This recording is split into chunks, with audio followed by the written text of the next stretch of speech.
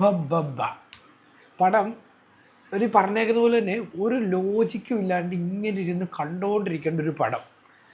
ബബ്ബബ്ബ എനിക്ക് തോന്നിയത് നമ്മുടെ ഒരു അജിത്തിൻ്റെ ഗുഡ് ബാഡ് അഗ്ലി മൂവിയില്ലേ, ആ ഒരു മൂഡ് പടം.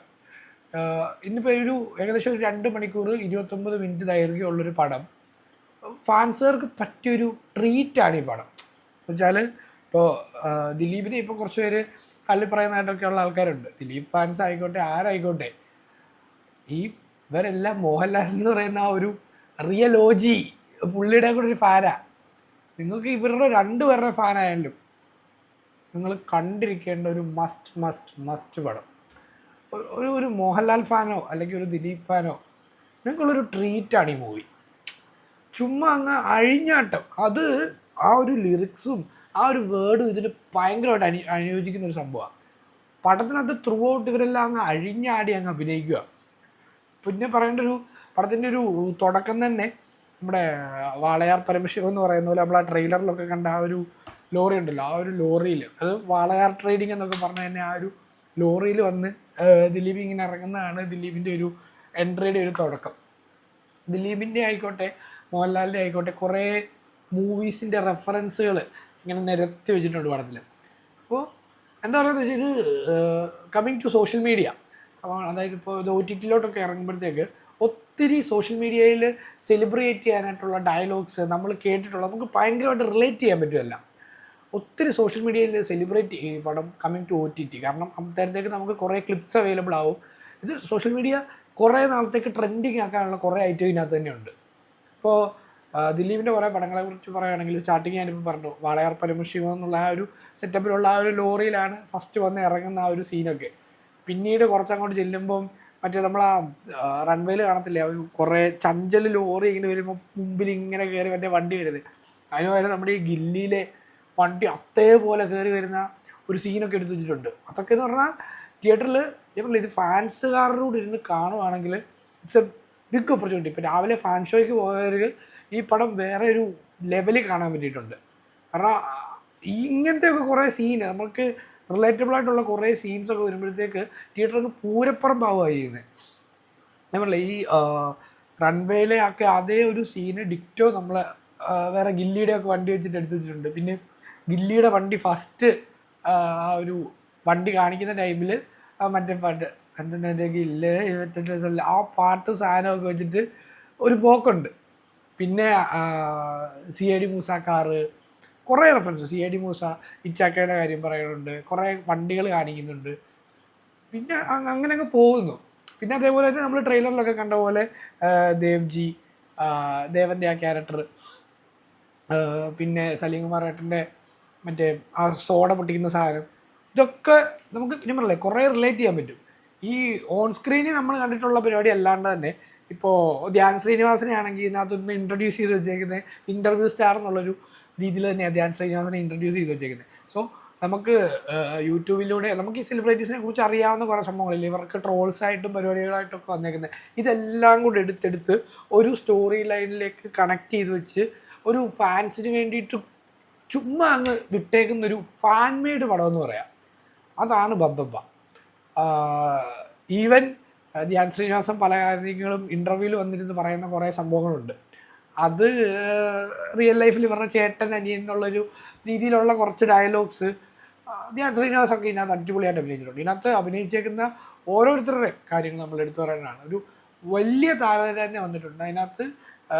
ഓരോരുത്തർക്കും അവരവരുടേതായിട്ടുള്ള പർട്ടിക്കുലാരിറ്റി ഉള്ളൊരു റോളും നമുക്കിതിനകത്ത് കാണാനായിട്ട് പറ്റും. മോഹൻലാൽ, ദിലീപ്, ധ്യാൻ ശ്രീനിവാസൻ, വിനീത് ശ്രീനിവാസൻ, ബൈജു ചേട്ടൻ, അശോകൻ ചേട്ടൻ, ബാലു, ഫാഹിം, നൂറിൻ, അതേപോലെ തന്നെ സിദ്ധാർത്ഥ് ഭരതൻ, അങ്ങനെ ഒരു വലിയ താരതര, സാൻഡി മാസ്റ്റർ, ശരണ്യ പെണ്ണണ്, അങ്ങനെയുള്ളൊരു വലിയൊരു താരതരനെ അണിനിരക്കുന്നൊരു പടമാണ് ബബ്ബബ്ബ.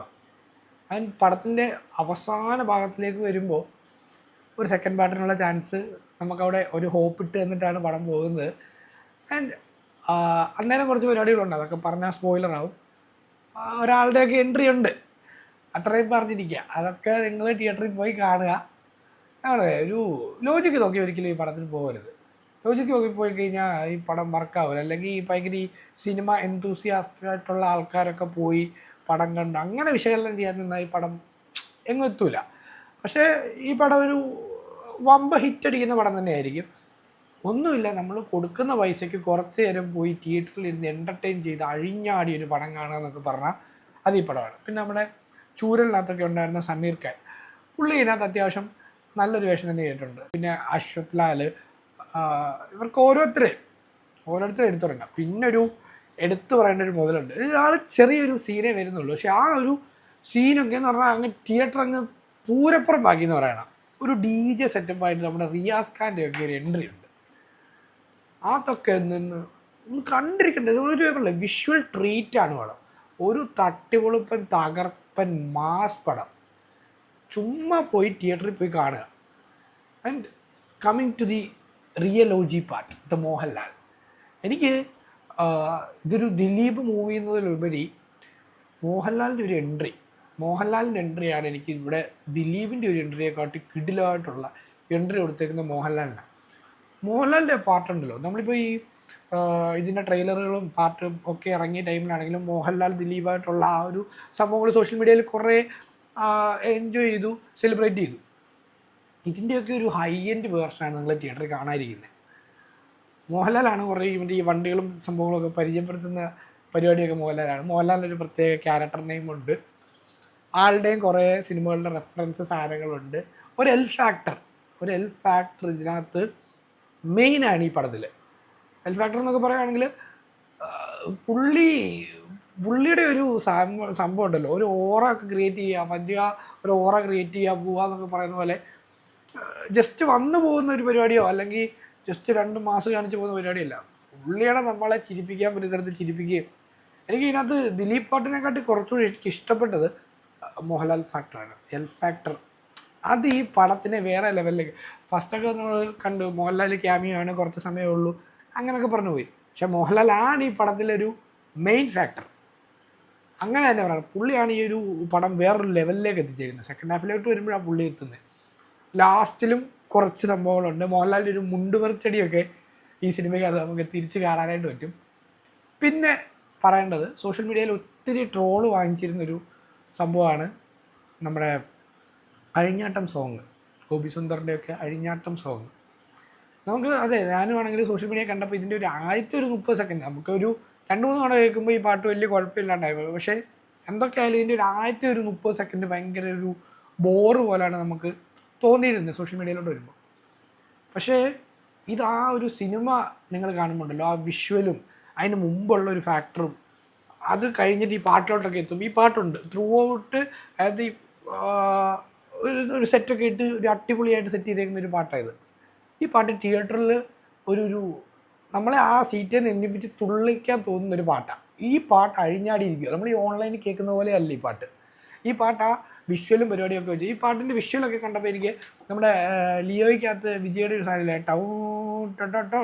ടോ ആ ഒരു മൂഡിനെ റെഫറൻസ് എടുത്ത് ക്രിയേറ്റ് ചെയ്തേക്കുന്ന ഒരു പടമായിട്ട് എനിക്ക് തോന്നി. പിന്നെ കുറേ പേര് ശ്രദ്ധിച്ചൊന്നും എനിക്കറിയില്ല, ഈ മോഹൻലാലിനൊക്കെ കാണിക്കുമ്പോഴത്തേക്ക് ആ ലൊക്കേഷനിലോട്ട് ഫസ്റ്റ് ചെല്ലുമ്പോഴത്തേക്ക് അവിടെ ഒരു സൈൻ ബോർഡൊക്കെ വെച്ചിട്ടുണ്ട്. ആ സൈൻ ബോർഡിൽ കുറേ ഡീറ്റെയിലിംഗ് വർക്കുകളുണ്ട്. ആ സൈൻ ബോർഡിനകത്ത് ഇങ്ങനെ മോഹൻലാൽ ഇങ്ങനെ തിരിഞ്ഞ് ചരിഞ്ഞിരിക്കുന്നൊരു സൈനൊക്കെ സ്ലാൻഡിങ് ഏരിയ എന്നൊക്കെ എഴുതി കുറേ റെഫറൻസുകൾ സംഭവങ്ങളൊക്കെ വെച്ച് തീർത്തേക്കുന്ന ഒരു ഗംഭീര സിനിമ. ഇനി പടത്തിൻ്റെ നെഗറ്റീവ് സൈഡിലേക്ക് വരുമ്പോൾ കുറച്ച് VFX പോരായ്മ തോന്നി പടത്തിൽ. 1-2 പടക്കംപൊട്ടി ഏരിയകളിലും 1-2 ബ്ലാസ്റ്റിംഗ് ഏരിയയിലും ഒക്കെ ഭയങ്കരമായിട്ട് നമുക്കത് VFX മനസ്സിലാവും. എന്നുവെച്ചാൽ അത് കുറച്ചെടുത്തേ ഉള്ളൂ, ഒരു 1-2 പാർട്ടിലേ ഉള്ളൂ. പക്ഷെ അത് ഒരു നെഗറ്റീവായിട്ട് തോന്നി. ഇത്രയും നല്ലൊരു പടം മെയ്ഡ് ചെയ്ത് കഴിഞ്ഞിട്ട് അതൊരു ചെറിയൊരു നെഗറ്റീവ് പോർഷനിലേക്ക് ഫീൽ ചെയ്തൊരു സംഭവമായിരുന്നു. പിന്നെ ഇതിനകത്ത് പറയേണ്ടത് റെഡിൻ കിങ്സ്ലി എന്ന് പറയുന്ന തമിഴ് ആക്ടർ, പുള്ളിയൊക്കെ വന്നിട്ടുണ്ട്. പുള്ളിയുടെയൊക്കെ കുറച്ച് പരിപാടിയുണ്ട്, പക്ഷേ നമ്മൾ വിചാരിച്ചു കുറച്ചുകൂടെ ഫണ്ണാക്കുന്ന കുറേ പരിപാടികൾ ഉണ്ടായിരിക്കും എന്ന് വിചാരിച്ചു. പുള്ളിക്ക് അത്ര ഇമ്പോർട്ടൻ്റ് ആയിട്ടുള്ള ക്യാരക്ടറല്ല, ജസ്റ്റ് ഒരു ക്യാരക്ടറിന് വേണ്ടി പ്ലേസ് ചെയ്തിരിക്കുന്നു എന്നുള്ളൊരു രീതിയിൽ.